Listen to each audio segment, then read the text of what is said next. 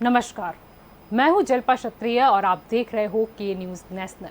प्रधानमंत्री नरेंद्र मोदी ने आज वीडियो कॉन्फ्रेंसिंग के माध्यम से गुजरात में रेलवे की कई महत्वपूर्ण परियोजनाओं का उद्घाटन किया। इस दौरान प्रधानमंत्री ने एक्वाटिक्स एंड रोबोटिक्स गैलरी तथा गुजरात साइंस सिटी में स्थित नेचर पार्क जनता को समर्पित किया। पीएम मोदी ने देश के पहले 5 स्टार होटल वाले गांधीनगर कैपिटल रेलवे स्टेशन का भी उद्घाटन किया।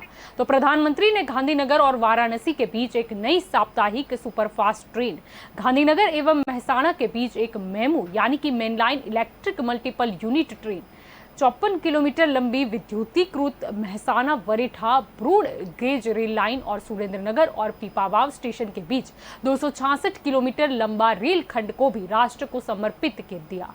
उन्होंने वडनगर रेलवे स्टेशन की नई इमारत का भी उद्घाटन किया। अब सभी उद्घाटन की बातों के बीच कहीं आप महंगाई को तो नहीं भूल गए? क्या आप बेरोजगार है ये तो आप नहीं भूल गए? तो क्या सही में अपनी असफलता छुपाने के लिए और असफलता को सफलता में बदलने के लिए ये सब उद्घाटन किए जा रहे हैं? पर क्या अब कोरोना की विकट परिस्थितियों से गुजरने के बाद जनता ये सब चकाचौंध के चक्कर में आकर अपने गम को भुला पाएगी या नहीं? और यही हमारे आज का चर्चा का विषय है। और हमारे साथ इस चर्चा में जुड़ चुके हैं राजनीतिक विश्लेषक प्रशांत गढ़वी, हमारे साथ जुड़ चुके हैं। भाजपा की ओर से कल्प पटेल हमारे साथ जुड़ चुके हैं। आप सभी का स्वागत है के न्यूज में। आपसे शुरुआत करते हैं। कल्प जी, क्या कहना चाहेंगे? आज मोदी जी ने इतने सारे उद्घाटन किए, क्या फायदा होगा? सबसे पहले तो सबको नमस्कार, जय हिंद और वंदे मातरम। जल्पा जी, आपने एक बात बताई अपनी बात में कि असफलता को छुपाने के लिए और सफलता साबित करने के लिए आज के लोकार्पण हुए। लेकिन मैं ये आपको कहना चाहता हूँ, प्रधानमंत्री नरेंद्र भाई मोदी और भाजपा की एक रीति और नीति रही है, जिस चीज़ का शिलान्यास भी हम करते हैं उसका लोकार्पण भी हमारे शासन में ही होता है। और आज जो मोदी जी ने जो व्यवस्थाओं का, जो प्रकल्पों का लोकार्पण शिलान्यास नहीं किया, बनाया नहीं है, उसमें तख्ती बदल दो तो जिसमें लोकार्पण किया है, वो ऐसी बात नहीं है कि वो 2 दिन से बंद रहे थे, आज लोकार्पित कर दिया। एक लंबी प्रोसेस है। आप गांधीनगर के रेलवे स्टेशन का काम देखिए तो ये पिछले 2-3 सालों से चल रहा था। होटल का काम भी पिछले 2 साल से चल रहा था। उसी तरह से होटल बनानी ज्यादा जरूरी थी या गरीबों की महंगाई दूर करने की क्या जरूरत थी? प्रधानमंत्री जी नरेंद्र भाई मोदी को भी आज व्यक्तिगत रूप से भी बहुत ही संतोष हुआ होगा कि जिस रेलवे स्टेशन की जो खस्ता हालत थी, वहां पे उनकी चाय का ठेला था उनके पिताजी का, और वहां पे मोदी जी चाय बेचते थे। आज वही रेलवे स्टेशन का जीर्णोद्धार करके दूध की कीमत देखी है। रेलवे स्टेशन प्रधानमंत्री बोलते हैं कि उन्होंने चाय बेची थी, उन्होंने किसी रेलवे स्टेशन का विकास किया है, बहुत अच्छी बात है। लेकिन आज दूध का क्या भाव है वो आपको पता है? क्या कीमत है दूध की? यानी महंगाई का क्या? उद्घाटन किया, बहुत अच्छी बात है, लेकिन उससे तो किसी का पेट नहीं भरने वाला। जल्पा जी, महंगाई का क्या? महंगाई क्या? जल्पा जी, जाहिर जीवन में एक बात भी हमें सत्यता से स्वीकार करनी चाहिए कि आज की परिस्थिति में पेट्रोल डीजल के दाम भी ज्यादा हुए हैं और कुछ खाद्य पदार्थों के भाव भी बढ़े हैं। ये भारतीय जनता पार्टी सहज रूप से स्वीकार करती है। आज कोरोना की परिस्थिति के बाद पूरे विश्व में एक नकारात्मकता का माहौल है और उसके सामने भी मोदी जी के नेतृत्व में हमारा देश मजबूताई से लड़ रहा है। जब तक पेट्रोल और डीजल की बात है तो अप्रैल 2020 में डीजल का पर बैरल रेट था $16 रेट था, और आज वही रेट आज की तारीख में हम देखें तो 75 रुपीज पर बैरल था। इसमें एक और बात मैं जोड़ूंगा कि जो पेट्रोल का प्राइस होता है, बता दें, मनमोहन सिंह के काल में ये आंकड़ा 100 के पार हुआ करता था। तब तो आपके जो नेता है वो तो रास्ते पे आ जाते थे। मैं आपको एक बात कहना चाहूंगा, जो डॉलर का रेट जो कैलकुलेट होता है पेट्रोल के प्राइसिंग में, यानी आपका कहने का मतलब है हमारा रुपया पहले से कमजोर हुआ है। मनमोहन सिंह के काल में जो डॉलर और रुपीस का कंपैरिजन था, यानी रुपया कहीं ना कहीं हमारा गिरता जा रहा है। इसका सीधा अर्थ आपका यही है। पेट्रोल डीजल के भाव पे आपको एक पृष्ठभूमि में ले जाके एक विस्तृत रूप से आपको कहना चाहूंगा कि उस टाइम पे डॉलर के भाव 16 रुपीज थे, आज 75.20 रुपीज है। और पेट्रोल के प्राइसिंग के कैलकुलेशन में डॉलर नहीं, डॉलर इंडेक्स लिया जाता है, वो आज 92 से 95 रुपीज तक वेरी करता रहता है रोज। और एक और बात मैं कहूँ, जब यूपीए का शासन था तब उन्होंने 1.41 लाख करोड़ के पेट्रो बॉन्ड्स इश्यू किए थे, उसको यानी भी कि भारतीय पेट्रो जनता बॉन्ड पार्टी की इश्यू किए सरकार थे, वो आज भरपाई कर रही है। वो जब धर्मेंद्र प्रधान ने हर कहा सालाना तभी याद हमें आया। 9,875 इससे पहले करोड़ कोई जितना ब्याज भी क्लियरिफिकेशन भारतीय नहीं जनता पता पार्टी था। की सरकार जब उसमें आप भुगतान वादा कर रही करते है। थे कि पेट्रोल डीजल की कीमतें हमारी सरकार आएगी तब कम कर देगी, तब भी आपको ये पेट्रो बॉन्ड नहीं दिखे थे। और इतने साल से 7 साल से आपकी सरकार है, तब आपको पेट्रो बॉन्ड नहीं दिखाई दिए। लेकिन अभी जब कोई विकल्प नहीं बचा, अब टैक्स कैसे कम कर ले, नहीं तो सरकार की तिजोरी खाली हो जाएगी, इसीलिए पेट्रो बॉन्ड लेकर आ गए। भाजपा की सरकार ने महंगाई को कंट्रोल करने के लिए बहुत ही सन्निष्ठ प्रयास किए हैं और ये देश की जनता ने प्रत्यक्ष रूप से देखा है। इसमें हम कुछ मना नहीं करते कि भाव नहीं बढ़े, भाव बढ़े हैं, लेकिन भारतीय जनता पार्टी की सरकार पूर्णतः परिश्रम से इस प्रॉब्लम से लड़ने के लिए लगी हुई है। और कांग्रेस, वैसे आपने ये सारी परियोजना आज जो हुई वो कितने करोड़ की थी, आपको पता है? उतने करोड़ में हम क्या क्या कर सकते थे? मैम आज की अगर हम बात करें, सिर्फ हम नेचर, नहीं, हम सिर्फ यहाँ पर नेचर पार्क की बात कर ले, 14 करोड़ की लागत से बना है। सिर्फ नेचर पार्क का हम एग्जांपल ले लेते हैं। वहां पर बच्चे खेल के कुछ सीखेंगे या बच्चों को उसमें कुछ ऑनलाइन शिक्षण की सुविधा दी होती। अगर हम ग्रामीण क्षेत्र की बात करें या फिर सिर्फ गुजरात की ही बात करें, वो 14 करोड़ में हम क्या कर सकते थे? हम शिक्षा में कितने आगे बढ़ सकते थे? साइंस सिटी में जो नेचर पार्क आज खुला है उस पे लगा पैसा, और भारतीय जनता पार्टी की सरकार शिक्षा के लिए, ग्रामीण विकास के लिए जो पैसा लगाती है, वो दोनों पूर्णतः एक अलग विषय है। आप इतिहास को देखेगी तो भारतीय जनता पार्टी की सरकार में आप ग्रामीण विकास का बजट देखिए, आप ग्रामीण विकास की बात कीजिए, वहां पर तो बच्चे पढ़ ही नहीं पाए, हर एक क्षेत्र के लिए हम पुख्ता बजट रखते हैं।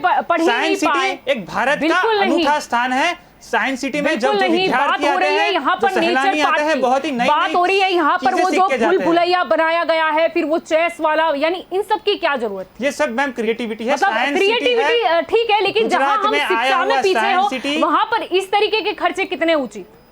और कहने का मतलब ये भी है कि अभी तीसरी लहर भी आने वाली है, उसके लिए सब फंड है हमारे पास। जब तक साइंस सिटी के डेवलपमेंट और महंगाई का क्या? अगर सरकार के पास इतने ही पैसे, या फिर ऐसा है पेट्रोल डीजल से लूटो और फिर इसी तरीके से इंफ्रास्ट्रक्चर कुछ खड़ा करके दिखा दो, क्या उससे कम हो जाएगी? आम जनता को क्या फायदा?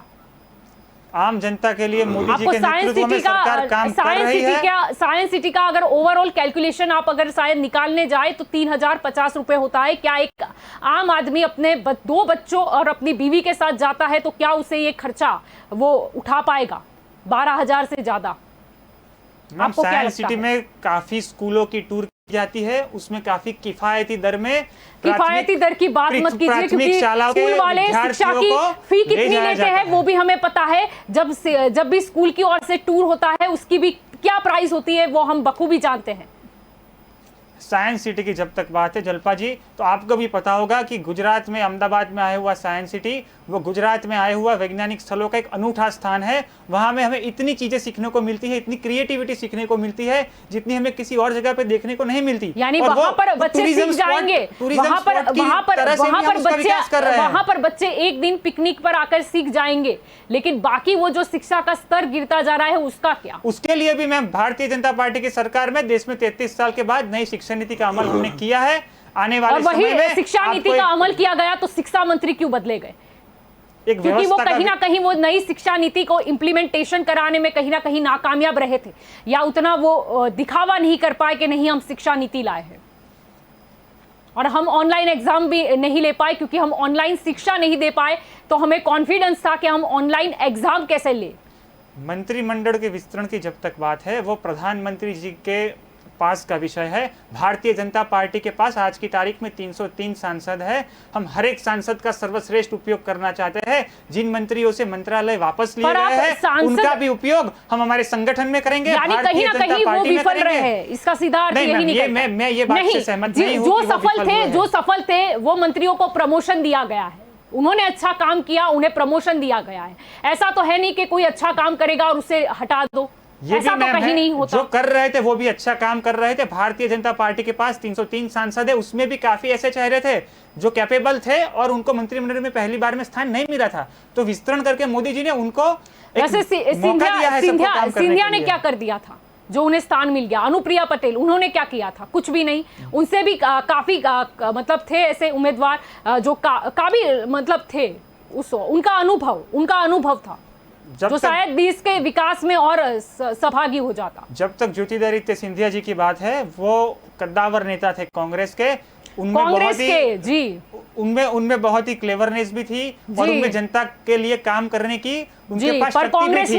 लेकिन वो बुरे थे, कांग्रेस में थे तब वो एक परिवार में बंधे हुए थे। राहुल गांधी और सोनिया गांधी उनकी प्रतिभाओं का सही उपयोग नहीं कर रहे थे, उनको घुटन महसूस हुई, उन्हें लगा कि अगर मुझे जनता के काम करना है तो मैं कांग्रेस में रहकर नहीं कर पाऊंगा। मध्य प्रदेश है, भारतीय वो जनता लेना है, पार्टी इसलिए की सिंधिया का उपयोग कर दो और बदले में उसको मंत्रिमंडल में स्थान दे दो। अमित शाह जी, नड्डा जी के नेतृत्व को स्वीकार करके और भारतीय जनता पार्टी की राष्ट्रवादिता की, हमारी विचारधारा को स्वीकार करके कोई भी नेता अगर भाजपा में आना चाहता है और देश के विकास राष्ट्रवादी नेता यात्रा में राष्ट्रवादी नेतागिरी को स्वागत करते हैं। अपना कर वो आए थे या मंत्रिमंडल में स्थान के लिए वो आए थे? मोदी जी के नेतृत्व से प्रेरित होकर आए थे। आप उनके बयान सुनेंगी तो आपको स्पष्ट रूप से बयान तो कोई कुछ भी देता है, उस पे ना जाए तो अच्छा। मैंने आपको बताया कि राहुल गांधी जी और सोनिया गांधी जी के जो नीति विहीन कांग्रेस थी, उनसे वो घुटन महसूस कर रहे थे, उनकी प्रतिभा का उपयोग वैसे आप नीति की बात कर रहे हो, प्रशांत जी मैं आपकी ओर आना चाहूंगी, क्या कहना चाहोगे? आज मोदी जी ने इतने सारे उद्घाटन किए हैं, फायदा क्या होगा? और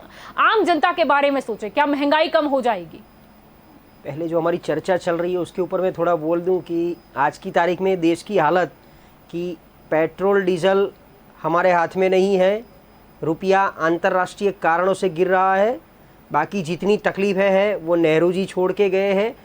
अगर फिर भी किसी को दिक्कत है तो पाकिस्तान जा सकते हैं जी। ये माहौल में हर एक सरकार की एक बखूबी, एक उनकी एफिशिएंसी बोलो या उनका एक प्रोसेस होती है, वो सिस्टम से वो लोग काम करते हैं।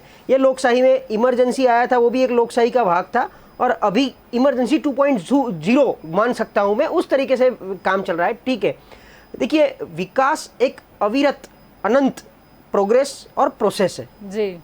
इसमें ऐसा है कि हर एक सरकार की वो रिस्पॉन्सिबिलिटी है कि विकास करना है। 2014 से मैं दो शब्द ऑक्सफोर्ड की डिक्शनरी में ढूंढ रहा हूं, एक है विकास, दूसरा है राष्ट्रवाद। अगर कहीं भी किसी को इसकी व्याख्या मिल जाए, कोई डेफिनेशन मिल जाए, तो कृपया करके मुझे बताइएगा। विकास हर एक तरह का होना जरूरी है, but first and foremost is a basic necessities. जो हवा, पानी और फूड की जो हम बात कर रहे थे, वो सबको देना होता है सिटीजन्स को। तो पूरे देश में सिटीजन्स को पहले तो बेसिक फैसिलिटीज क्या मिलती है, उसके बाद उसकी कनेक्टिविटी क्या मिलती है, उसके बाद उसकी एफोर्डेबिलिटी कैसे बढ़ती है, और उसके बाद उसकी लाइफ, लग्जरी लाइफ या तो लाइफ जो उसको बोल सके, वो उसके देश में कैसे रहती है, और वो गर्व कर सके कि मैं हिंदुस्तानी हूँ, हमारे हिंदुस्तान में हम अच्छी तरह पल सकते हैं, और 2 वक्त की रोटी नहीं, हमारे पास रहने के लिए घर भी है, खाने के लिए फूड भी है। ये सब देखिए विकास का जो मैंने बोला एक पार्ट है, ये भी जरूरी है, बट उसके साथ बेसिक फैसिलिटी जो मैं बोल रहा हूँ, मांग रहा हूँ, जैसे हेल्थ का इंफ्रास्ट्रक्चर क्या है, एजुकेशन का इंफ्रास्ट्रक्चर क्या है, रोड का क्या है, ये जो सारी है चीज एमिनिटीज है। देखिए पहले के दिनों में आप देखो तो हम फ्लैट में रहते थे, वो सिर्फ फ्लैट में पार्किंग, वो भी 4 व्हील की नहीं मिलती थी। अब आप देखो तो एमिनिटीज लोग मांग रहे हैं। तो जैसे जैसे हर एक चीज का ग्रोथ होता है तो वो एक डिमांड बन जाती है। तो आज की तारीख में जनता की भी मांग होती है। साइंस सिटी के ऊपर मैं बाद में आता हूँ। साइंस सिटी यस एक एमिनिटीज है। जैसे आज की तारीख में यहाँ से मैक्सिमम ट्रैवल आप फॉरेन में करते हो, दुबई में आप जाइए तो दुबई में क्या है, वो जो एक्वेरियम है वहाँ, वो होटल का नाम मैं कहीं भूल रहा हूँ, पाम एटलांटिस, तो वो एवरीथिंग इज चार्जेबल। बट उसके सामने दुबई की जनता को बेसिक फैसिलिटीज हर जगह मिल जाती है। उनको कहीं लाइन में नहीं खड़ा रहना है, उनके वहाँ ऑक्सीजन की किल्लत नहीं होती है, उनके वहाँ बेड की किल्लत नहीं होती है। तो ये basic facilities is a first and foremost responsibility of any government, and then you have to go for a amenities. Gandhinagar की अगर बात करें तो जो होटल बनी, रेलवे स्टेशन बना, वो purely and purely vibrant Gujarat को टारगेट करके बनाया गया है कि वाइब्रेंट जब होता है तब पूरे वर्ल्ड में से लोग आते हैं, पूरे इंडिया में से लोग आते हैं, तो उनको वहां पर स्टेइंग का प्रॉब्लम, क्योंकि हर लोगों को अहमदाबाद लाना पड़ता है, तो उनका लॉजिंग, बोर्डिंग, मतलब एकोमोडेशन की बात हो, रेलवे स्टेशन की कनेक्टिविटी की बात हो, इसीलिए वो चलेगा। अभी वाइब्रेंट अगर नहीं है, 2 मिनट के लिए आप भूल जाओगे वाइब्रेंट नहीं है, तो फिर वो होटल कैसे चलेगा? उसका भी एक मेंटेनेंस है, उसमें डेफिनेटली गवर्नमेंट का पार्ट है, गवर्नमेंट का स्टेक है, तो वो गवर्नमेंट उसको कैसे मेंटेन करेगी। और आज की तारीख में दूसरा एक और वो आ चुका है विवादित कि वहां पर लीकर का परमिशन जो सरकार देगी। पूरे देश में लीकर का परमिशन कहीं काफी सारे स्टेट में है, गुजरात हमारा नहीं है, तो गुजरात को डिफॉल्ट सरकार चलाएगी वो लीकर की परमिशन के साथ। तो एक विवादित है, फिर भी उसके ऊपर भी हम नहीं आते। तो गांधीनगर रेलवे स्टेशन, और it is also part of amenities, ये लग्जरी है। वो जो 5 स्टार होटल है वो लग्जरी है।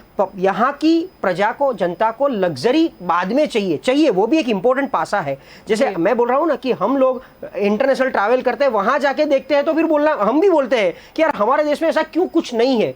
जैसे साइंस सिटी की बात, वो रॉबोट बनाते हैं, एक्वेरियम बनाते हैं, काफी सारी प्रोसेस खड़ी कर दी है, बट वो अफोर्डेबल नहीं है। हर एक चीज को, हर एक लोगों को अफोर्डेबल नहीं होता है। तो विकास मतलब रोड से लेके, कनेक्टिविटी से लेके, आज एक तहसील या एक गांव को आप ले लो, मैं शहर में तो आता ही नहीं हूँ, एक गांव है, गांव के पंचायत की ऑफिस के नजदीक एक स्कूल, एक हॉस्पिटल, हॉस्पिटल के अंदर स्टाफ, स्कूल के अंदर स्टाफ, वहाँ पर जो बच्चा पढ़ता है उसको अगर ज़्यादा पढ़ना है हायर स्टडीज़ के लिए नज़दीकी ब्लॉक या डिस्ट्रिक्ट में जाना है तो रोड की कनेक्टिविटी, वो रोड के ऊपर से बस जानी चाहिए। अगर तालुका मतलब ब्लॉक की बात करें, डिस्ट्रिक्ट की बात करें, वहाँ पर मेडिकल इंजीनियरिंग कॉलेज, उसका प्रॉपर स्टाफ, गांव में जो किसान है वो किसान खेती कर पाए अच्छी तरीके से तो उसके लिए उसका फर्टिलाइजर इजीली अवेलेबल होना चाहिए। वो जो उसका जो भी प्रोडक्शन आएगा उसका एमएसपी मिलना चाहिए, या तो वहां से वो ट्रैवल कर सके, उसका जो भी प्रोडक्शन आता है वो ट्रैवल कर सके, ब्लॉक या डिस्ट्रिक्ट तक पहुंचा सके। ये पूरा जो सर्कल घुमाना है वो सरकार की जिम्मेदारी है। अब आप इसमें कहां पर हो आज की तारीख में, 50%, 60%, 70%, वो कंपेयर करो, उसके बाद हम एम्यूनिटीज देने की बात करें। आज की तारीख में हमारे इंडिया में रूरल वर्सेस अर्बन का कंपेयर करो तो अर्बनाइजेशन कम है, हमारा रूरल एरिया ज्यादा है। सो रूरल को ये फैसिलिटीज चाहिए। रूरल में भी काफी सारा टूरिज्म भी डेवलप करना बाकी है।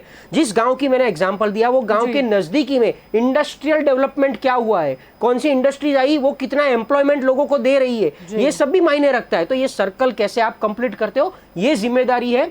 और हर एक चीज purely and purely election point of view से नहीं होनी चाहिए। पिछले हम 2-3 दिन से देख रहे हैं, हर जगह पर चर्चा है, यूपी में कुछ आ रहा है, नमामि गंगे, ये वो, आज की तारीख में गुजरात में इतना, तो अगले साल गुजरात में और यूपी में इलेक्शन आ रहे हैं, इसलिए क्या हम ये सब कर रहे हैं।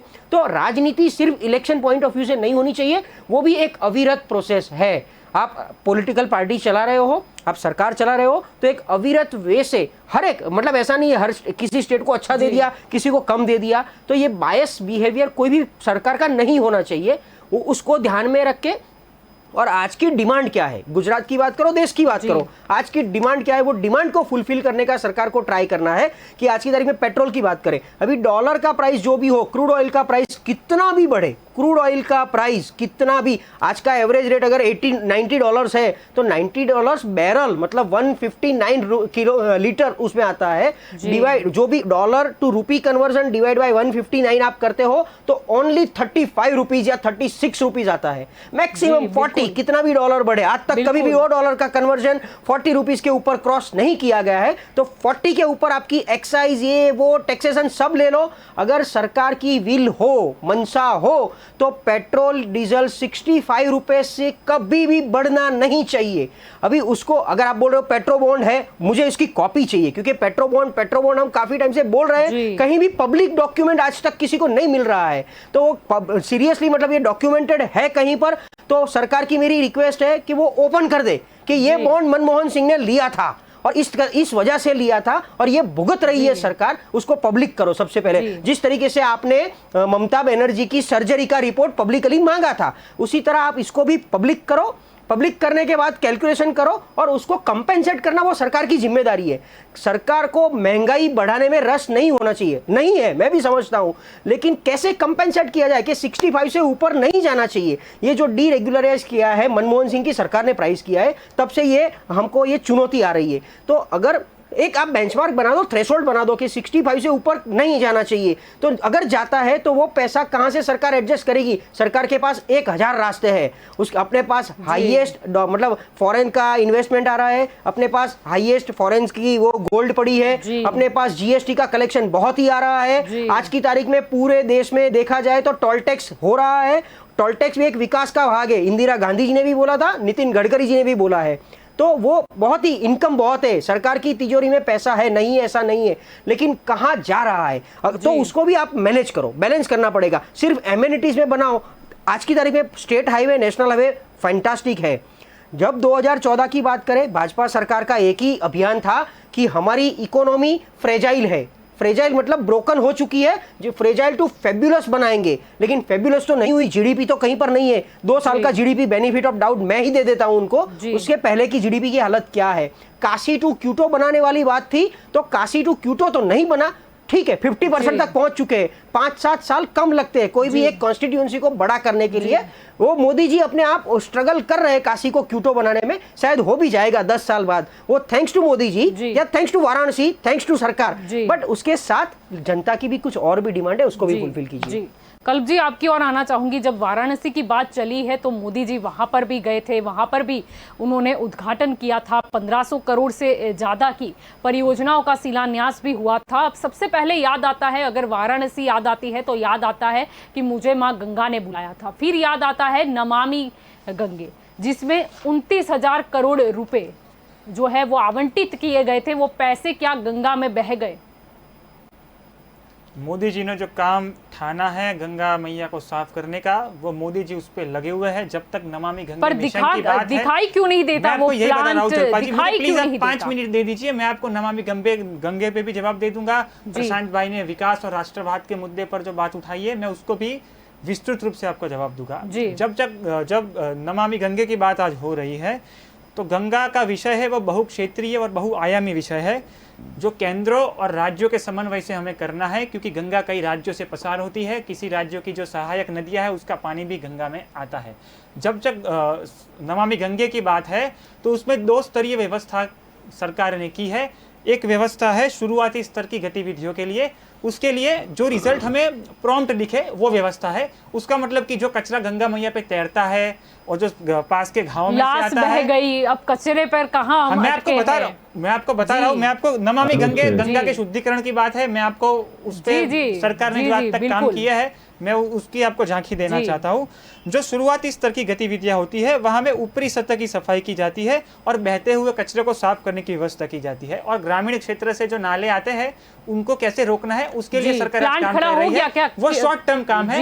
दूसरा काम है लॉन्ग टर्म, जो करने में कम से कम 5 से 10 साल लगते हैं। जो गंगा से सटे हुए उद्योग है और ग्रामीण क्षेत्र की नालियां है, नगर निगम से जो कचरा आता है उसकी जो व्यवस्था है वो लंबी प्रोसेस है, वो 1 साल में हम उसको रोक नहीं सकते। मोदी जी ने कितने साल बोले थे, याद है आपको? मोदी जी ने कहा था हम जो नमामि गंगे मिशन का काम है वो हम बहुत ही पूरी तरह से करेंगे। उन्होंने समय कहा था, उससे 2-3 साल ज्यादा भी लग सकते हैं, क्योंकि ये विषय ऐसा है कि हम ऐसा नहीं कह सकते कि हम 2 साल में गंगा को पूरी तरह से साफ कर देंगे। सरकार पूरी तरह से लगी हुई है कि हो भी पाएगा, क्योंकि देश के इतिहास में पहली बार प्लांट हमें तो कहीं नजर नहीं बनाया गया है इस देश में। प्लांट की अगर हम बात करें, वो प्लांट हमें तो नजर नहीं आता, वो तो इन प्रोसेस ही बताते हैं। प्लांट तो कब बनेगा, कब गंगा नदी सूत होगी?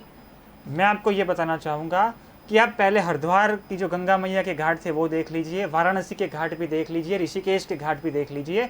आज की परिस्थिति और आज से 7 साल पहले की परिस्थिति, आपको उसमें पूरा अंतर दिखेगा कि पहले वो वहाँ पे कितनी गंदगी रहती थी। जो श्रद्धालु वहाँ पे आते थे, वहाँ पे डुबकी लगाने के लिए भी उनको 100 बार सोचना पड़ता था कि यहाँ पे कितना गंदा है। कांग्रेस ने देश के सांस्कृतिक धरोहर को और जो हमारा जो ये विरासत है गंगा की, यानी उसमें 29,000 करोड़ जाते हैं। यानी आप जो सफाई की बात कर रहे हो, यानी भी फॉरेनर वाराणसी के 80 घाट पे आता है कर दो कि आप गंगा नदी में मत बहाए नारियल और दिया, आप यहाँ पर रखे। वो कुंभ तैयार करने में और वो जो सफाई है वो करने में 29,000 करोड़ जाते हैं। मैम, गंगा मैया की जो लंबाई है वो 2525 किलोमीटर है और उसके अंदर जो पानी है वो 468.7 बिलियन मैट्रिक टन पानी गंगा मैया में बहता है। तो ये बहुत ही विशाल प्रोसेस है, इसमें समय लगता है और इसका नमामि मिशन का जो रिजल्ट है वो जनता ने अपनी आंखों से प्रत्यक्ष तौर पर देखा है। कुछ घाट दिखा रहे थे, मैं ये कह रहा हूँ कि पर ये नहीं, अगर आप बोल रहे हो कि इतनी लंबी गंगा मैया है और हर जगह नमामि गंगे जो प्रोजेक्ट है उसके तहत लोग काम कर रहे हैं, तो ये गंगा में जो लाशें बही वो क्या पता नहीं चला? मतलब 1 लाश बही, चलो 2 बही, चलो 4 बही, चलो 10 बही, तब पता नहीं चला। उस विषय में हमारे मुख्यमंत्री श्री योगी आदित्यनाथ जी ने जो उनको जो पगले भरने चाहिए वो उन्होंने लिए हैं और आगे भी उसमें जो दोषी पाया जाएगा उस पर कड़ी कार्रवाई की जाएगी। जब तक नमामि गंगे की बात है तो भारतीय जनता पार्टी की मोदी जी के नेतृत्व में सरकार गंगा मैया को साफ रखने के लिए हम कटिबद्ध है। गंगा मैया को साफ भी करेंगे, उसके आसपास के इलाकों में पर्यावरण का संवर्धन भी करेंगे। और अब मैं प्रशांत जी की बात पर आना चाहूंगा। मुझे आनंद हुआ कि प्रशांत भाई ने विकास और राष्ट्रवाद ये दो शब्द का उपयोग किया कि आज देश में विकास कहाँ पे हो रहा है, आज देश में विकास की परिभाषा क्या है। उन्होंने रेलवे रोड इंफ्रास्ट्रक्चर की बात की, तो मैं उनको कहना चाहूंगा कि देश की आज़ादी के बाद अगर सबसे तेज गति से आज देश में रोड बन रहे हैं तो वो मोदी जी की सरकार में बन रहे हैं। मैं आपको एक फिगर भी देना चाहूंगा कि 2020-21 के साल में हर दिन एवरेज 13,298 किलोमीटर के रोड नितिन गडकरी जी ने मोदी जी के नेतृत्व में इस देश में बनाए हैं। उसके अगले साल की बात करें 19-20 की तो 2,237 से हम 20-21 में 13,298 पर पहुंचे थे। और ये बात हुई आज हम बात कर रहे हैं पॉलिटिक्स की, ये बात हुई नेशनल हमारा परफॉर्मेंस और हमारी आगे की सरकार का परफॉर्मेंस भी हमें अगर हम कंपेयर किसी करना भी शहर चाहिए। की बात करें तो वहां पे रोड रास्ते की परिस्थिति क्या है? मैं आपको मेरी बात एक बार पूरी हो जाए। आप नेशनल हाईवे पे कितना सफर करते होंगे और आप खुद के घर से ऑफिस तक या कॉलेज तक कितना सफर करते होंगे, ये भी बता दीजिए। ग्रामीण रोड इंफ्रास्ट्रक्चर की जब तक बात है तो गुजरात हमेशा से उसमें अग्रसर रहा है। आज के प्रधानमंत्री जब तत्कालीन मुख्यमंत्री थे गुजरात के, आज भी कई ऐसे गांव हैं जहां पर बच्चों को नौका में बैठ के जाना पड़ता है आप पढ़ने के लिए। देश के अन्य राज्यों के साथ गुजरात के रोड रास्तों को अगर आप कंपेयर करेगी तो आपको भी एक गुजराती होने के नाते आपको गर्व होगा। यानी कि मोदी जी सिर्फ गुजरात का विकास करते हैं, 7 साल से आपकी सरकार है। ये बोल रहा आप बोल रहे हो, आप कंपैरिजन कर रहे हो गुजरात के दूसरे मोदी जी ने 12 साल गुजरात क्या ये विपक्ष की बात सही है? क्या ये विपक्ष की बात सही है कि मोदी जी सिर्फ अपने ही स्टेट पर ध्यान देते हैं? मैंने तो आपको कहा कि मोदी जी के नेतृत्व में पूरे देश में 13,298 किलोमीटर रास्ते बने, वो सिर्फ गुजरात में नहीं बने। मोदी जी के राज में तो कांग्रेस देश के आजादी के 70 साल के बाद भी देश के कई इलाकों में रेलवे को नहीं पहुंचा पाई थी। मोदी जी ने मणिपुर तक आज रेलवे की प्रथम पैसेंजर ट्रेन मोदी जी तो कुछ पीपीपी मॉडल के बारे में भी बता रहे थे। जब तक रेलवे की पीपीपी मॉडल की बात है तो मैं ये स्पष्ट रूप से कहना चाहूंगा कि कांग्रेस की ओर से जनता को गुमराह किया जा रहा है। आज इस देश में 13,000 से ज्यादा पैसेंजर ट्रेन चलती है। जब पिछले साल पीपीपी मॉडल की बात हुई थी तो उस वक्त सिर्फ 150 ट्रेन की बात हुई थी। उसके बाद ही रेलवे स्टेशन की पार्किंग की टिकट 21-22 के बजट में देखी गई 13,000 पैसेंजर ट्रेन सिर्फ 1,000 पैसेंजर ट्रेन बात करते हैं मॉडल पे चलाने के लिए सरकार ने व्यवस्था की है। बढ़ोतरी क्यों हुई? पीपीपी मॉडल नाम आया उसके बाद बढ़ोतरी क्यों हुई? जो पीपीपी मॉडल होता है वो भी जनता की सुविधा की बढ़ोतरी के लिए होता है। मोदी जी की सरकार जो तो भी जनता के लिए सुविधा तो ये भी है कि उन्हें निम्न दर में टिकट मिल जाए, वो क्यों नहीं मिलती? उसके बारे में भी सोचिए। जब तक रेलवे पैसे की तो कमी नहीं है। देखिए 1,500 करोड़ रुपए वाराणसी हो, 1,100 करोड़ से ज्यादा हो गुजरात में। मोदी जी की सरकार ने आज तक जितना भी रेलवे को कभी भी बजट नहीं मिला है वो मोदी जी ने दिया है रेलवे को बजट। क्या बात है? रेलवे का बजट बताइए कौन सी साल में अभी डिक्लेयर हुआ था, अभी बता दीजिए, अभी की बात कीजिए। रेलवे बजट आखिर में हुआ जो 1.1 लाख करोड़ का निर्मला सीतारमण जी ने उसको डिक्लेयर किया था। और जब तक रेलवे की बात है तो आज जनता के पैसे से वो इंफ्रास्ट्रक्चर करना और उसको फिर प्राइवेट हाथों में सौंप देना, बात तो यही हुई। प्राइवेट हाथों में सौंपने की बात नहीं है मैडम। पीपीपी मॉडल का और प्राइवेट ऑपरेटर्स का मतलब क्या हुआ? रेलवे की बात करें तो प्राइवेट ऑपरेटर्स नाम सामने आया था। सुविधा के लिए यानी कि जनता से टैक्स वसूलो और फिर इंफ्रास्ट्रक्चर दिखाओ, उसका उद्घाटन करो, वो तख्ती लगाओ और उसके बाद उसे पीपीपी मॉडल का नाम देके डाइवर्ट कर दो, यानी मुनाफा कोई और कमाए। मोदी जी के शासन में देश की जनता कैसे अच्छी व्यवस्था प्राप्त कर पाए। जब तक रेलवे की बात है, देश के लाखों करोड़ों मुसाफिर रोज रेलवे में अपना प्रवास करते हैं। पीयूष गोयल जी ने और अब अश्विनी जी ने जो बात ठानी है, देश में कई नई ट्रेनें शुरू हुई है। तेजस एक्सप्रेस आप देख लीजिए, उसी तरह की नई ट्रेनें देखिए। आज रेल में प्लेन की तरह की सुविधा मोदी जी की सरकार में जनता ट्रेन में आज पा रही है जी, और प्लेन के जैसे टिकट भी दे रही है, उतने ही रेट है। अगर आप प्लेन की बात करें, गरीब रथ के डिब्बे या वो मुसाफरी कम कीमतों में करने की बात नहीं है, उसकी कम कीमत करने की बात नहीं है, लेकिन से पैसे खर्च हो उस पे ऊपर ध्यान केंद्रित किया जाएगा। मैं आपको ये बताना चाहूंगा कि जब तक गांधीनगर में बने 5 स्टार होटल की बात है तो गांधीनगर में सिर्फ वाइब्रेंट गुजराती नहीं होता, जो सेक्टर 17 में जो हेलीपैड ग्राउंड था पहले, वहां पे एक विश्व स्तरीय एग्जीबिशन सेंटर बनाया गया है। ये तो कोरोना के कारण पिछले 1 साल से इवेंट नहीं हो रहा है, बाकी उस एग्जीबिशन सेंटर में और महात्मा मंदिर में जी कितनी कंपनी आ गई, कितनी रोजगारी आ गई। बेरोजगारी का दर 2 डिजिट में क्यों पहुंचा? बेरोजगारी का दर 2 डिजिट में क्यों पहुंचा? अगर आपकी वो इवेंट वाले कंपनी वाले आए होते तो क्या यहाँ पर रोजगारी की समस्या होती? मैम वहाँ पे जो इवेंट होते हैं उसमें ऐसा नहीं होता कि वो विदेशी कंपनियां ही आती है। ये मार्केट जो होता है वो हमारी देश की कंपनी, चलो देसी कंपनी ले लो, लेकिन रोजगारी कहाँ है? बेरोजगारी का दर 2 डिजिट में क्यों पहुंचा? मोदी जी की सरकार ने सन्निष्ठ प्रयास किए हैं कोरोना के कारण उद्योगों को जो नुकसान हुआ था, प्रयास किए हैं, लेकिन रोजगारी नहीं हुई। प्रशांत जी आपकी ओर आना चाहूंगी, क्या कहना चाहोगे? बेरोजगारी का दर 2 डिजिट में पहुंच चुका है, यहाँ पर उद्घाटन किए जा रहे हैं। चलो इंफ्रास्ट्रक्चर अच्छी बात है, लेकिन सबसे पहले सुविधा लोगों को क्या चाहिए उस पर ध्यान देना चाहिए। नहीं, 2014 से 19 की जो टर्म थी उसमें डेफिनेटली कुछ ना कुछ अपने को दिख रहा था जो बोल रहे हैं, लेकिन 19 के इलेक्शन के बाद देखो तो हमारा ड्रॉप डाउन बहुत था। वो जीडीपी की बात हो, अनएम्प्लॉयमेंट की बात हो, कहीं ना कहीं महंगाई की बात हो, तो वैसे भी जनता भी परेशान हो रही थी कि हालात बहुत ही बिगड़ रहे हैं और उसमें सुधार नहीं आ रहा था। वैसे भी इकोनॉमी और अपनी हालत खस्ता हो रही थी, उसमें कोरोना आया। कोरोना के आने के बाद ये 1.5 साल में इतना हालत खराब हो गया ना, बिजनेस, जॉब, एम्प्लॉयमेंट जो है वो भी चली गई है, नहीं देने की तो बात कम है। गवर्नमेंट प्रोजेक्ट्स अटके हुए। आज की तारीख में जो हम बात कर रहे हैं ओवरऑल स्पेंडिंग जो हो रहा है, अभी देखिए जीडीपी का कैलकुलेशन जो है उसका जो फॉर्मूला है GDP is equal to CGIX। C is a capital, मतलब ये जो अपना लोग, हम लोग जो स्पेंड करते हैं, पब्लिक जो स्पेंड करती है। G means government spending, I means investment जो बाहर से आते हैं, जो बिल्डर्स और जो भी अपने प्रोफेशनलिज्म लोग करते हैं। X is NX means export minus import. हमारे देश में ये कमजोरी है कि हम एक्सपोर्ट कम करते हैं, इंपोर्ट ज्यादा करते हैं। आज की तारीख में हमारी हर एक चीज की जो प्रोक्योरमेंट है वो डॉलर में है, तो जिस और उसी वजह से डॉलर और रुपये का कन्वर्जन में भी बैलेंस नहीं हो रहा है। डॉलर आप देख लो तो 2014 गिन लो या 8 गिन लो, कभी भी डॉलर नीचे नहीं आया। डॉलर के सामने जो रुपया होना चाहिए वो नीचे नहीं आया है। तो ये ओवरऑल जो भी पूरा सर्कल जो मैं बता रहा हूँ वो घूम नहीं रहा है, वो कैसे घुमाया जाए। सबसे पहले तो नोटबंदी, तो नोटबंदी से पैसा सरकारी तिजोरी में आ गया, तो सरकार को वो पैसा मतलब प्रॉपर वे से यूटिलाइज करके लिक्विडिटी मार्केट में लानी चाहिए थी, वो नहीं है, वो लिक्विडिटी नहीं है, इसीलिए लोग कंट्रोल कर रहे हैं। आज एम्प्लॉयमेंट की बात करूं तो एक कंप्यूटर 3 मैन पावर का काम कर लेता है। टेक्नोलॉजी जो आ गई वो 3 मशीन की, जो एक मशीन है वो 4 लोगों का काम कर रहा है। तो टेक्नोलॉजी और मशीनरी का यूज जरूरी है, बट उसके सामने इन लोगों को भी एम्प्लॉयमेंट कैसे या उनकी स्किल सेट कैसे बढ़ाई जाए। तो और हर एक मतलब ग्रेजुएशन, आज फ्रेशर को कोई जॉब नहीं दे रहा है, तो क्राइटेरिया में चेंज।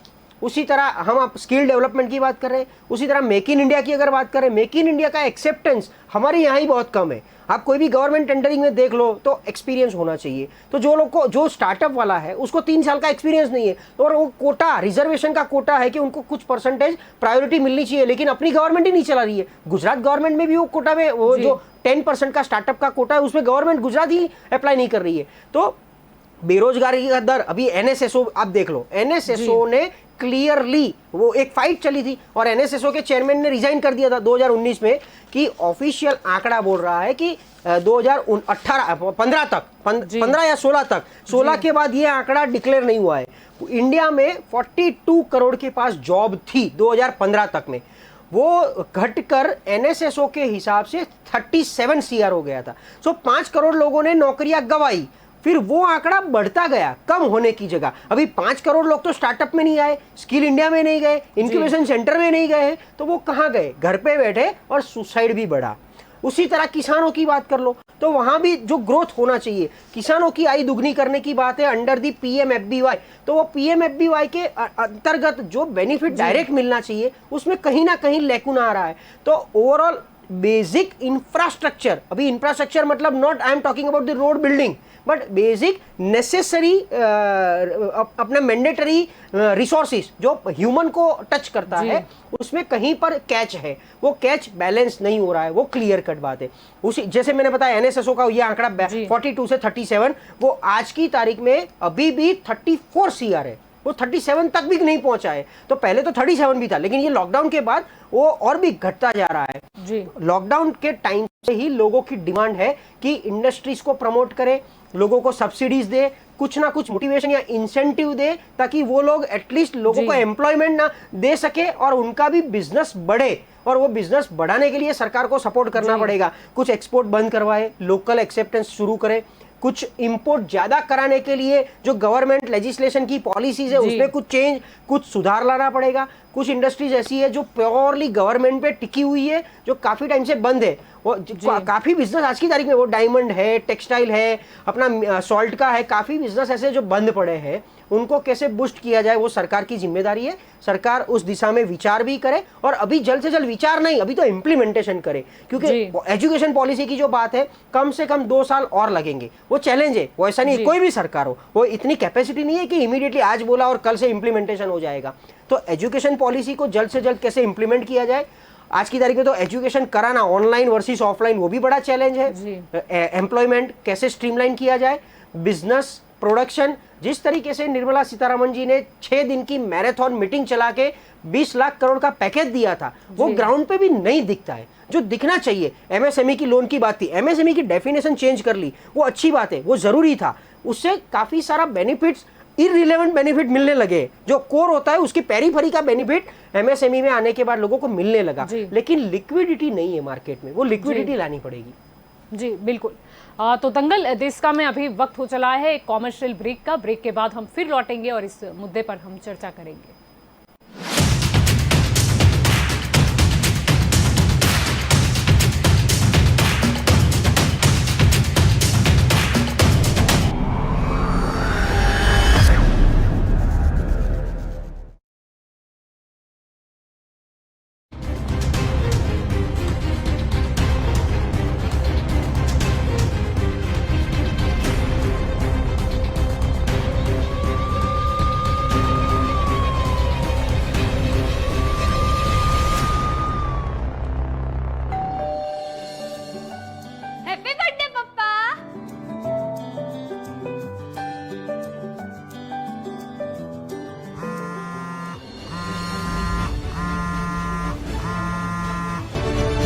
कर्तव्य निष्ठा एटले गुजरात पोलीस।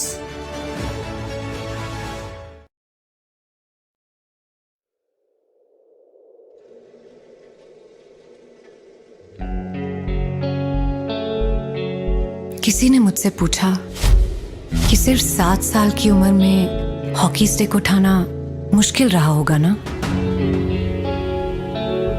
सच कहूं तो हॉकी स्टिक उठाना आसान था, मुश्किल था आवाज उठाना। उन लोगों के सामने जो मानते हैं कि लड़कियों को सिर्फ सुनना चाहिए, उन नियमों के सामने जो कहते हैं कि लड़कियों को खेल का मैदान नहीं, घर की दीवारों को चुनना चाहिए, तो पहले आवाज उठाई, फिर हॉकी स्टिक। हर गोल के साथ एक एक मुंह बंद करती गई, एक एक को जवाब देती गई।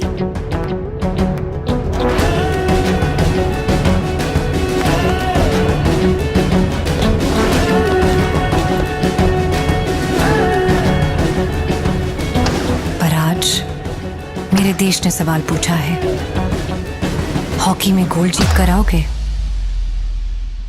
पूरी दुनिया को जवाब देना है।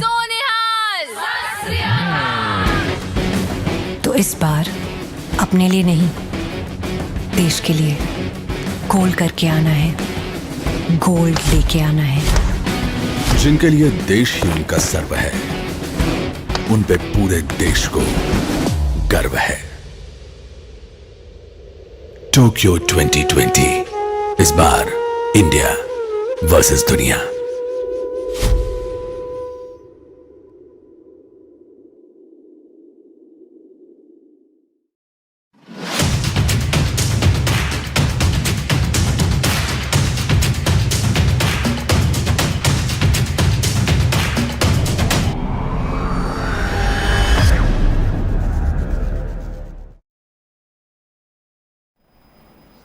Welcome back.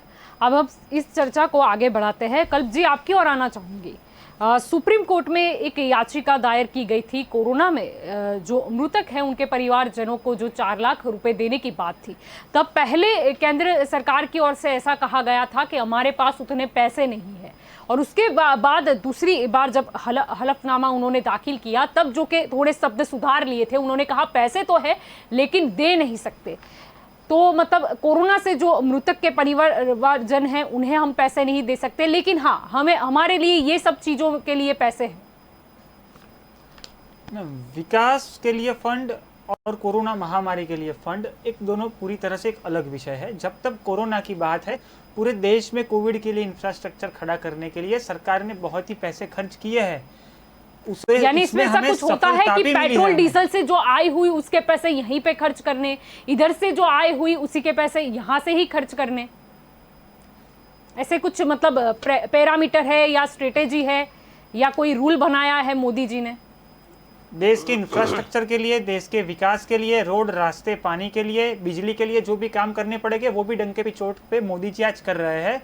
और दूसरी बात, मृतकों को सहाय कब मिल जाएगी? वैसे उसका उद्घाटन कब होगा कि हम देखें कि उद्घाटन हो रहा है, लोगों को ऑनलाइन पैसे ट्रांसफर किए जा रहे हैं, डिजिटल युग का जमाना है, ऑनलाइन हम उद्घाटन कर सकते हैं, ऑनलाइन पैसे भी 1 क्लिक पे हम दे सकते हैं। वो समारोह कब देखने को मिलेगा? देश की जनता को मैं यही कहना चाहूँगा, आप मोदी जी के नेतृत्व पर विश्वास रखिए, कुछ ही दिनों में अच्छी खबर आएगी। और मोदी जी देश की 125 करोड़ जनता के लिए ही काम करते हैं, और वो जनता ने देखा है कि मोदी जी हमारे लिए ही लगे हुए हैं, लेकिन कोई दिक्कत आई है तो उसका निराकरण भी मोदी जी ही लाएंगे। वैसे ये उद्घाटन की बात होती है, हमें सी प्लेन भी याद आता है, क्यों अभी दिखाई नहीं देता? Statue of unity madam, corona की दूसरी वेव के बाद उसे बंद किया गया था, अभी कुछ ही दिनों के पहले उसको खोला गया है जी। तो क्रमशः सभी चीजों को धीरे धीरे, या फिर वो सी प्लेन था उसमें थोड़ी गड़बड़ी हो गई? ऐसी कोई बात नहीं है, हर कोई प्लेन होता है, वो कमर्शियल प्लेन हो, पैसेंजर प्लेन हो, थोड़े समय के बाद उसे मेंटेनेंस की आवश्यकता होती है। कितना समय हुआ था वैसे? कितने लोग गए होंगे सी प्लेन में? आपके पास आंकड़ा है? ऐसा पूरा आंकड़ा तो मैं आज यहाँ पे लेके नहीं आया, लेकिन जब सी प्लेन की सेवा शुरू हुई थी तब हम टीवी पे भी देखते थे, कितने दिन में बंद हो गई थी? कितने दिन में बंद हो गई थी? आप शायद गिन सकते हो। ऐसी बात नहीं है, वो चली थी, लेकिन कोविड के कारण, बढ़ते केसों के कारण स्टैच्यू ऑफ यूनिटी को बंद किया गया था। तो फिर सी प्लेन को शुरू रखने का कोई मतलब ऐसा नहीं था। वो बिगड़ा हुआ प्लेन आप लेकर आ गए थे, भले ही कितने ही हजार रुपए वो आवंटित किए गए, वो दिखाया गया हो, लेकिन वो पैसे कहाँ गए? जनता की जान जी के साथ नहीं, खिलवाड़ आपको नहीं कर शायद सकते नहीं, शायद आपकी गलती हो गई। हम यहाँ पर ऐसा नहीं कह रहे कि मोदी जी जानबूझकर लिया है, शायद हो सकता है मोदी जी को टेक्निकल उस बारे में पता ना हो या उनकी टीम को पता ना हो और वो लोग ये सी प्लेन लेकर आ गए हो, पुरानी टेक्नोलॉजी वाला। ऐसा नहीं, सी प्लेन यानी हमारे पैसे ऐसे ही बर्बाद होंगे? मतलब सी प्लेन भी जनता के पैसे जनता के लिए खर्च किए जाएंगे, पैसे जाए, लेकिन आज हम उसकी सर्विस तो राजनीतिक मैदान में यहाँ पे बैठे हैं तो हमारी सरकार की कामगिरी की तुलना हमारी प्रीवियस जो सरकार की थी उसकी कामगिरी से 100% होनी चाहिए। और देश की जनता को मैं भी बोलता हूं, अगर कंपैरिजन करने गए, अगर आप विकास की कंपैरिजन करेंगे तो आपको स्पष्ट रूप से दिखेगा। मोदी जी ने खुद कहा था कि मैं प्रधानमंत्री बना और ये जो अंतर्राष्ट्रीय स्तर पर जो कच्चे तेल की कीमत है उसमें गिरावट आई है, यानी कि मैं बहुत खुशनसीब हूँ और मेरे से ज्यादा ये जनता खुशनसीब है कि उन्हें प्रधानमंत्री के तौर पर मैं मिला। ये मोदी जी के शब्द थे। यानी कंपैरिजन करनी है तो ये कीजिए, महंगा क्यों है पेट्रोल डीजल, कम कर दीजिए ना प्राइस। पेट्रोल डीजल को जीएसटी में लाने के लिए जीएसटी काउंसिल भी केंद्र सरकार में बैठी है, लेकिन उसके लिए हमें सभी राज्य सरकारों का सहकार भी प्राप्त होना चाहिए। आज कई ऐसे राज्य हैं जिनकी आवक का सबसे बड़ा स्रोत है वो पेट्रोल डीजल पे जो उनको टैक्स मिलता है। यानी कि कहने का मतलब ये भी हुआ कि जब 2014 से पहले आप निकलते थे या तब कहीं ना कहीं अगर मनमोहन सिंह को भी पैसे कम करने थे, पैसे कम करने होंगे, तब आप भी सपोर्ट नहीं कर रहे होंगे। जीएसटी का इम्प्लीमेंटेशन देश में 2016 में हुआ है, तभी से सरकार प्रयत्न कर रही है कि हम किसी भी तरह सभी राज्यों के पर आपने कभी सर्वदलीय बैठक तो नहीं बुलाई या सभी राज्यों को बात करके वो ऑनलाइन नहीं दिखाया कि ये पेट्रोल डीजल की कीमत के मुद्दे पर हम बात कर रहे हैं, ये जनता के मुद्दे पर हम बात कर रहे हैं। कॉन्फ्रेंसेस भी हुए हैं दिल्ली में और ये जीएसटी काउंसिल है, इसमें सिर्फ सरकार के सदस्य ही नहीं है, सिर्फ एक ही पार्टी के लोग बैठे थे या सभी बैठे थे? जीएसटी काउंसिल में सभी पार्टी के लोग हैं, सभी पार्टी के प्रतिनिधि हैं। और आप अगर ये बोल रहे हो तो फिर कांग्रेस, हमारे आप बोल रहे हो कि सपोर्ट नहीं कर रही, तो कांग्रेस आज रास्ते पर क्यों उतर आई है पेट्रोल डीजल की कीमतों को लेकर आपके ही तरीके से? इस देश में कोई भी विकास का अच्छा काम होगा तो भी कांग्रेस तो रोड पे आने ही वाली है। उनका काम है भाजपा का विरोध करना, लेकिन हम हमारे काम में लगे हुए हैं और हम अपना काम करते जाएंगे। जो कांग्रेस की सरकार आज पेट्रोल डीजल के दाम पे जोर जोर से रोड पे आके चिल्ला रही है, मैं उनको कहना चाहता हूँ, राजस्थान में उनकी सरकार है, सबसे ज्यादा पेट्रोल पे टैक्स आज राजस्थान में लिया जाता है। 36% वैट वो लोग लेते हैं, plus 1.50 rupees per litre road development cess भी वो लोग लेते हैं। जब तक महाराष्ट्र की बात है तो वेट भी लिया जाता है, सरचार्ज भी लिया जाता है, हाईवे लिकर बैन सेस भी लिया जाता है और डिजास्टर मैनेजमेंट सेस भी लिया जाता है। कितना लेता है, मध्य प्रदेश कितना लेता है, वो भी बता दीजिए। अगर हम देश के सभी राज्यों से कंपेयर करें तो वहां गुजरात काफी नीचे नंबर पर आता है। गुजरात में अन्य राज्यों के कंपैरिजन में काफी कम टैक्स लिया जाता है। और जब जब भी प्राइस बढ़ी है तो विजय रूपाणी जी ने, गुजरात की बात कर रहे हो, हमारे पीछे भी कितने स्टेट है वो भी बता दीजिए। वो स्टेट हो सकते हैं, मैं ये मना नहीं कर रहा हूँ। गुजरात तो वो भी बताइए ना, आप आगे वाले से कंपैरिजन कर रहे हो। अगर आप मेट्रो सिटी जो है उससे कंपैरिजन कर रहे हो तो आप पीछे वाली सिटी भी बता दीजिए। कांग्रेस की सरकार राजस्थान में है आज। और कोई कानून लाने हो या आपको कोई लाना हो सुधारा, तब आपको याद नहीं आती कांग्रेस, लेकिन आपको जीएसटी के दायरे में पेट्रोल डीजल को लाना है तब आपको याद आ जाता है। आपको नोटबंदी के वक्त नहीं याद आता कि हमें दूसरी राज्य सरकार के साथ भी कोऑर्डिनेट करना चाहिए, वो आपको याद नहीं आता। लेकिन हाँ, पेट्रोल डीजल की कीमतों को कम करने के लिए आपको दूसरे राज्यों सरकारों की सहयोग की जरूरत पड़ जाती है। ये कैसी बात कर रहे हो आप? या तो फिर आप सभी जो फैसले लेने हैं उसमें सभी राज्यों को, सभी पार्टियों को शामिल कीजिए। हर एक निर्णय का अपना एक दायरा होता है। अब दायरा आ गया, सही बात है जल्पा जी, इसमें कोई नकारात्मकता से लेने की बात नहीं है। अगर रक्षा की बात है, पेट्रोलियम मंत्री भी बदले है, तो उसमें राज्यों से पूछने का कोई जरूरत नहीं रहता है, प्रधानमंत्री खुद निर्णय करते हैं। जी, तो प्रधानमंत्री पेट्रोल डीजल का जो विषय है, पेट्रोल डीजल का जो विषय है वो राज्यों के साथ जुड़ा हुआ है। प्रधानमंत्री निर्णय ले ले, जनता उनके साथ है। प्रधानमंत्री निर्णय ले ही ले, पेट्रोल डीजल की कीमतों को कम कर दे, जीएसटी के दायरे में लेकर। मैं आपको यही बता रहा हूँ कि जीएसटी का जो विषय है, जो लॉजिक बता रहे थे उस हिसाब से 35 रुपए है। चलो 35 रुपए नहीं, हम तो 65 रुपए देने के लिए तैयार है। 35 नहीं 65 देंगे लोग, लेकिन आप कम कर दीजिए। मैं आपको प्रधानमंत्री आ जाए, प्रधानमंत्री 8 बजे आ जाए, प्रधानमंत्री लाइव हो जाए इस मुद्दे पर। जब जब जरूरत पड़ती है और प्रधानमंत्री जी के दायरे में जो निर्णय करने का बात आती है तो प्रधानमंत्री किसी भी वक्त आके प्रधानमंत्री हरी झंडी दिखाते हैं, अपनी बात दिखाते हैं। प्रधानमंत्री उद्घाटन कर दे। मैं आपको यही बात समझाने की कोशिश कर रहा हूं कि पेट्रोल डीजल का जो टैक्स का विषय है उनको जीएसटी में समाने का विषय है, उसके लिए हर एक राज्य की मंजूरी जरूरी है। वो सिर्फ और सिर्फ बातें हुई थी, बातें नहीं होती है। हमारे नितिन भाई पटेल वहां पे जाके अपना पक्ष रखते हैं। अगर आपको लाना होता तो अभी तक आप लेकर आ चुके होते। हम तो ये बात जीएसटी काउंसिल में जब से जीएसटी आया उस दिन से हमने रख दी है और कई राज्य उसमें माने भी है। जो पहले नहीं मान रहे थे वो आज माने भी है। कुछ राज्यों की दिक्कतें है, उस पर भी बात अभी हो रही है। यानी उन राज्यों को तो और भी काफी कानून है, काफी चीजें हैं, उनमें भी उनको दिक्कतें हैं। तब आप क्यों ये बोलते हो कि नहीं इनकी हम क्यों सुने? जो निर्णय का दायरा, जिस बात पे राज्य सरकारों की सहमति जरूरी होगी वहां भी उनका राय ली जाएगी और जहां पे उनकी आवश्यकता नहीं होगी, जो देश के संविधान के हिसाब से जो प्रधानमंत्री जी को अधिकार दिए गए हैं उसके लिए प्रधानमंत्री जी अपनी तरह से स्वतंत्रता से भी निर्णय लेंगे। जब तक आज पेट्रोल डीजल की बात है, मैं कांग्रेस को पूछना चाहता हूँ, कांग्रेस वालों को बोलना चाहता हूँ, आप रोड पे आ जा रहे हो, आवाज आ रही हो तो आप उत्तर दे सकते हैं। युवराज सिंह जी, अगर आप सुन रहे हैं तो मुझे जवाब दीजिएगा। राजस्थान में तो लिकर का बैन भी नहीं है। पिछले साल राजस्थान की सरकार ने 6,850 करोड़ रुपए उनको अल्कोहल के सेल से मिले हैं। उसके बावजूद भी आज देश में सबसे ज्यादा टैक्स आपकी अशोक गहलोत जी की सरकार क्यों लेती है? पहले आप आपकी सरकार से जाके जवाब लीजिए, उसके बाद आप यहाँ पे गुजरात में विजय रूपाणी जी से और नरेंद्र भाई मोदी जी से प्रश्न पूछिए। आप देश में 70 साल में कुछ कर नहीं पाए, आपकी विफलता। वैसे आपको बता दें कि केंद्र सरकार जो टैक्स वसूलती थी वो 2014 में कितना था और 2021 में कितना है, वो आंकड़ा भी आप देखें तो काफी उसमें आपको इंक्रीज देखने को मिलेगा। केंद्र सरकार जो टैक्स वसूल करती है 15th फाइनेंस कमीशन के हिसाब से 41 या 42% पैसा वापस राज्यों को विकास के कार्यों के लिए मिलता है। ऐसा नहीं है कि मोदी जी पैसा लेके उसको दबा के बैठ जाते हैं, वो पैसा हर राज्य को मिलता है। आप जो बोल रहे हो, कई ऐसी भी योजनाएं हैं जो अभी तक कंप्लीट नहीं हुई। जैसे हम ले धोलेरा का एयरपोर्ट, क्या हुआ था, धोलेरा जो है वो एक ही बारिश में धुल गया था। अगर हम बात करें वो चोटीला का विश्व प्रख्यात एयरपोर्ट बनाने वाले थे, उसमें क्या हो रहा है? जलपा जी, मैं वहां पर तो कुछ जमीन के विषय में, वहां पर कुछ जमीन कौभांड भी सामने आया था। आपको धोलेरा के विषय में वहां पर जमीन कौभांड भी सामने आ गया था। मैं आपको धोलेरा के विषय में, मतलब एयरपोर्ट तो बना नहीं, लेकिन कांड पे कांड हुए रहे थे।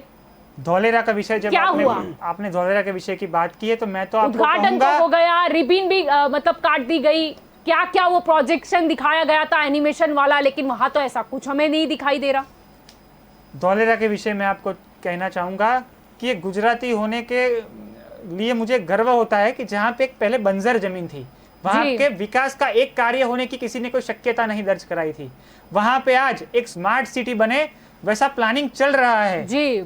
वैसे आपको बता दें वो प्लानिंग 3 साल में, आपको बता दें वो प्लानिंग 3 साल में कंप्लीट होना था। जब तक धोलेरा के एयरपोर्ट की बात है, एयरपोर्ट अथॉरिटी ऑफ इंडिया के द्वारा पर रिपोर्ट तो ये सामने आई थी कि वहां पर जो जमीन की गुणवत्ता है वो उस लायक नहीं है कि वहां पर एयरपोर्ट बन सके। प्रशांत जी शायद इस बात पर गौर करना चाहिए। प्रशांत जी मैं आपकी ओर भी आऊंगी कल जी। प्रशांत जी क्या कहना चाहेंगे? रिपोर्ट सामने आई थी जमीन की गुणवत्ता, फिजिबिलिटी रिपोर्ट और सॉइल टेस्ट जो आया है वो सपोर्ट नहीं कर रहा है। This land is not meant और not supporting to the airport और रनवे, ऐसा करके उसका सॉइल रिपोर्ट आया हुआ है। तो धोलेरा एक अलग मैटर हो चुकी है, मतलब वहां पर एयरपोर्ट वैसे भी फिजिबल नहीं था। आज अहमदाबाद से भी आप देखो तो वो कनेक्टिविटी नहीं थी। अगर वहां पर एयरपोर्ट बनाओ, बाकी सब इंटरनेशनल फ्लाइट वहां पर मूव हो, आसपास में क्या हो, और चलो मान लिया धोलेरा स्मार्ट सिटी आपको बनाना है, फॉरगेट एयरपोर्ट, एयरपोर्ट को बाजू पे रख दीजिए।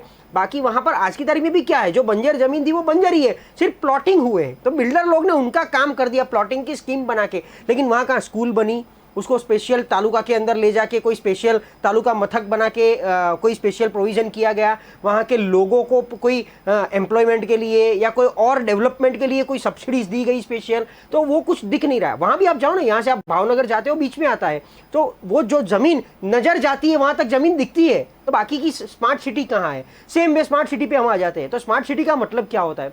जो स्मार्ट सिटी हम बनाने की बात कर रहे थे, तो स्मार्ट सिटी मतलब हम अहमदाबाद स्मार्ट सिटी में बैठे हैं। आज की तारीख में हम अहमदाबाद गवर्नेंस के, कॉर्पोरेशन गवर्नेंस के एज ए सिटीजन, अगर हमको कुछ भी काम करना है तो वो हमारे एक फिंगर पे होना चाहिए, एक इसके पॉइंट पे होना चाहिए। कोई कियोस्क, कोई डेस्क, आज की तारीख में भी वहाँ पर लंबी लाइन लगी है कॉर्पोरेशन में। सिटी सिविक सेंटर बनाए हैं, कुछ चीज़ें डेफिनेटली डिजिटलाइज की गई है, लेकिन जो resolution time, turn around time जो होना चाहिए वो उतना ही है। लंबी लाइन, हर एक चीज़ के लिए 1 वीक 10 दिन का टाइम, धक्के खाना, 4 धक्के खाओ तब जाके आपका एक काम होता है। तो फॉर्मेलिटीज़ जो होती है वो पेपर पे ज़्यादा रहती है rather than implementation on a ground. उसी तरह कुछ और 2-3 जो बात चली पेट्रोल के जीएसटी के लिए, जिस दिन से जीएसटी आया था पेट्रोल को रिफॉर्म इसीलिए नहीं किया गया था कि काफ़ी सारी स्टेट की इनकम इससे थोड़ी ज़्यादा आती है, तो उसका एक एनालिसिस टेबल बनाने का बोला था। कुछ चीज़ें देखिए, आज गुजरात में लीकर परमिट नहीं है, लेकिन राजस्थान, गोवा में लीकर, गोवा की आप बात करो, भाजपा की सरकार है, पेट्रोल डीजल का वेट 0% था गोवा में। जिस दिन मनोहर पारीकर ने शपथ लिया था, पहले ही दिन उन्होंने वो टैक्स 0 कर दिया था। तो अगर आपको apple to apple check compare करना है तो बाकी स्टेट में 0 मत करो, लेकिन 1 डिजिट में रखो ना। हमारे यहाँ गुजरात में 23-24% है, 39% महाराष्ट्र में है, 36% राजस्थान में है, एमपी में भी ऑलमोस्ट कंपेरेबल है। तो ये स्टेट का जो जीएसटी है, उस वेट जो है उसको जीएसटी में लाने के लिए सरकार को ही एक्शन लेना पड़ेगा। और क्या ऐसा हो सकता है कभी कि कोई स्टेट ना बोले मेरे को ये जीएसटी में नहीं लेना है? केंद्र सरकार अगर बोलेगी तो हर एक स्टेट को सिंपल उसको फॉलो करना है। आज की तारीख में पेट्रोल डीजल का सेपरेट वेट के लिए पूरी सिस्टम ऐसे की ऐसी लगी पड़ी है। जो जीएसटी कलेक्शन आता है, हम आज कुछ भी पे करते हैं या कुछ भी बाय करते हैं तो उसका जो जीएसटी होता है वो 2 चीज में जाता है, स्टेट और सेंट्रल। एसजीएसटी, आईजीएसटी, आप कोई भी बिल देख लो तो फिर उससे वहां से वो स्टेट में जाता है। तो जीएसटी होने के बाद चुनौती बढ़ गई, जो हर एक स्टेट को वो वापिस जीएसटी का जो रिडिम्पशन या रीएम्बर्समेंट मिलना चाहिए उसमें थोड़ा डिले होने लगा, पहली बात। दूसरी बात, जीएसटी जो पेट्रोल का वेट और डीजल का जो वेट लगता है, 2 ही प्रोडक्ट बची है वेट के, तो वेट कलेक्शन उसका बाइफर्केशन और उसका collection to the government, central government and collection to the state government, ये जो उसका प्रोसेस, जो ईआरपी सॉल्यूशन, जो ईआरपी चलना चाहिए या उसका जो एप्लीकेशन चलना चाहिए, डिजिटलाइज एप्लीकेशन, उसके लिए special man power, special resources वहीं के वहीं है, तो वो सेंट्रल में नहीं आते। जीएसटी में आने से वो पूरा थोड़ा यूनिफॉर्म हो जाएगा और जीएसटी का कलेक्शन कुछ ज़्यादा ही आ रहा है, अच्छा आ रहा है, हम भी गर्व कर रहे हैं उसके ऊपर, आ रहा है। थोड़ी सिस्टम फॉर्मलाइज हुई है, जो पहले भ्रष्टाचार ज्यादा होता था वो थोड़ा कम अगर हो रहा है, लेकिन उसका बेनिफिट, उसका जो पैसा आना चाहिए वो विकास में कम जा रहा है, बाकी कहीं जगह ज्यादा जा रहा है। वो कहाँ जा रहा है मुझे पता नहीं, लेकिन अपने पास अगर ये जो कलेक्शन अच्छा है तो उसको कहीं ना कहीं ऐसे कंपेंसेट करो ताकि अपना ये जो बेसिक मैंडेटरी विकास दिखना चाहिए, जो मैं हवा, पानी और फूड की बात कर रहा हूँ, उसके ऊपर ज्यादा दिखना चाहिए, एमेनिटीज पे कम। आज की तारीख में जो ज़्यादा खर्चे दिख रहे हैं, smart cities, Dholera, science city, lake front, ये फ्रंट, वो फ्रंट, वो सब एमेनिटीज़ है। एमेनिटीज़ हमारी रिक्वायरमेंट है, but not at this stage. अभी की तारीख में अगर हम अंडर डेवलप बोल रहे हैं हमारी कंट्री को, तो अंडर डेवलप की तरह रहे, ना कि पूरा डेवलप कंट्री की तरह रहे। फॉरेन में डेफिनेटली एवरीथिंग इज चार्जेबल और हम जाके चार्ज पे करते ही है, नहीं करते ऐसा नहीं है। तब हमको भी अफसोस होता है कि हमारे देश में ऐसा क्यों नहीं है। मैं जाता हूँ दुबई, सिंगापुर सब देखते हैं तो मुझे भी लगता है कि साला हमारी कंट्री में ऐसा क्यों नहीं है। जो ब्यूरोक्रेट्स यहाँ के, जो यहाँ के नेता वहाँ घूमने जाते हैं तो उनको ऐसा नहीं लगता कि मेरे देश में भी ऐसा कुछ होना चाहिए, मैं तो पावर में बैठा हूँ, मुझे कुछ इनिशिएटिव लेने चाहिए।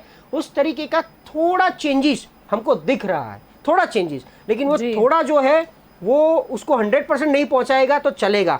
लेकिन जो फूड सिक्योरिटी वाली बात है, जो बेसिक नेसेसिटी की बात है, उसको तो 100 पे अब तो लाना पड़ेगा। देश को 70 साल हो चुके हैं, अब कितना देश एक ही मतलब पुरानी कैसेट बजाता रहेगा कि हम देश था, गरीब था, कुछ नहीं था, ये नहीं था, सिस्टम नहीं था।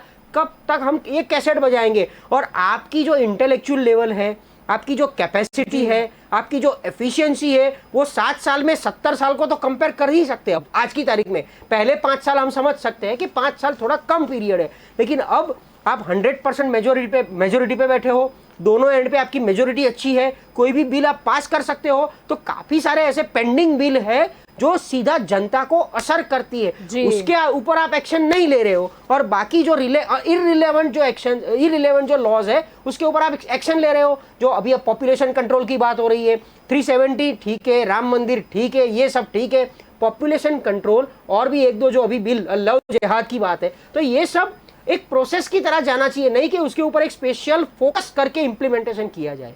जी कल्प जी, आपसे आखिरी सवाल मेरा कि यहाँ पर उद्घाटन पे उद्घाटन तो किए जा रहे हैं, अगर इतने पैसे हैं तो हर जो बच्चे हैं उसको टैबलेट कब सरकार मुहैया कराएगी? और कोरोना में जिन लोगों की डेथ हो चुकी है, यानी कि जो मृतक है, उनके परिजनों को पैसे कब मिलेंगे? देश में विकास कार्यों के साथ साथ, यानी कोरोना की दूसरी लहर में हम कहीं ना कहीं उनको बचाने में असफल हुए हैं, लेकिन कम से कम मुआवजा कुछ उनके परिजनों को, उनके बच्चों को तो दे ही सकते हैं। कब दे देंगे हम? हमारे पास पैसों की कमी नहीं है। मैंने आपको पहले भी बताया, देश की जनता को मैं यही कहूँगा कि मोदी जी है वो 130 करोड़ भारतीयों के हित के लिए दिल्ली पे जाके बैठे हैं। जो भी अच्छा होगा वो मोदी जी करेंगे, उसमें कोई दो राय नहीं है। और मैं क्लोजिंग नोट पे प्रशांत जी की बात पे थोड़ी कमेंट करना चाहूँगा। उन्होंने कहा कि हमें सिर्फ स्मार्ट सिटी बनाने की आवश्यकता नहीं है, हमें दूसरी और भी ध्यान देने की आवश्यकता है। तो मैं उनसे सहमत हूँ, और आज मैं कहना चाहूँगा कि मोदी जी की सरकार आज ये काम कर रही है। अगर हम देखें, आज़ादी के बाद कांग्रेस ने कई सालों तक राज किया, तो उन्हें जो ग्रामीण विकास और शहरी विकास में जो संतुलन बनाए रखना था वो नहीं बना पाए। एक तरफ उन्होंने मुंबई और दिल्ली जैसे शहर तो खड़े कर दिए, लेकिन देश के हजारों गाँव में वो बिजली भी नहीं पहुँचा पाए, शौचालय भी नहीं बना पाए, हॉस्पिटल भी नहीं बना पाए और रास्ते भी नहीं बना पाए। आप देखिए 2014 में जब मोदी जी ने देश की कमान को संभाला, तब देश के गांवों में शौचालय की क्या स्थिति थी, वहां पे रोड की क्या स्थिति थी, वहां पे बिजली की क्या स्थिति थी। अगर हम उसमें ना जाए तो अच्छा होगा कि देश के मूलभूत ढांचे को, कितने कांड हुए हैं, मूलभूत ढांचे को मजबूत करने के लिए मोदी जी आज लगे हुए हैं। शौचालय नहीं है, देश के मूलभूत ढांचे को मजबूत बनाएंगे, देश के शहरों को भी अंतर्राष्ट्रीय कक्षा के बनाएंगे, ग्रामीण में भी हम डिजिटलाइजेशन करेंगे, हम कर रहे हैं। अगर गुजरात की बात करें, डिजिटलाइजेशन नहीं, पर पैसे की कमी नहीं है, पहुंच चुकी है, पैसे की कमी नहीं है। हर बच्चों को ऑनलाइन शिक्षा के लिए टैबलेट सरकार मुहैया करा दे, उसका समारोह कब देंगे? कोरोना में शिक्षा की बात है, चाहे वो गुजरात सरकार हो या केंद्र की भाजपा सरकार हो, उनके परिवारजनों को पैसे कब देंगे, उसका समारोह कब, हमें उसका उद्घाटन देखना होगा, वो केंद्र और राज्य की भाजपा सरकार करेगी। कोरोना काल में यहाँ पर लाल चादर बिछाई गई थी, उद्घाटन के लिए लाल चादर बिछाई गई थी, अब इसमें भी आप कुछ कर दीजिए, कम से कम पैसे तो लोगों को मिलेंगे। और जब तक प्रशांत जी ने कहा था फूड सिक्योरिटी की बात है, तो देश जब तकलीफ में था कोरोना के बाद, तो मोदी जी ने पहले लॉकडाउन से लेकर आज तक अभी अगस्त सितंबर महीने तक की भी घोषणा हो चुकी है।